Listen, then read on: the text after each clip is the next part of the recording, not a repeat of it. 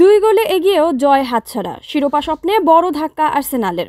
ম্যাচের 55 মিনিট পর্যন্ত আর্সেনাল ছিল 2-0 ব্যবধানে এগিয়ে। সেখান থেকে অবিশ্বাস্যভাবে ঘুরে দাঁড়ালো অ্যাস্টন ভিলা। 8 মিনিটের ব্যবধানে 2 গোল করে সমতা ফেরালো সফরকারী দল। শেষ দিকে ভিএআর নাটক, তবে জয় পাওয়া হয়নি আর্সেনালের। প্রিমিয়ার লিগে 2-2 ড্রয়ে শিরোপা স্বপ্নে বড় ধাক্কা খেল গানাররা।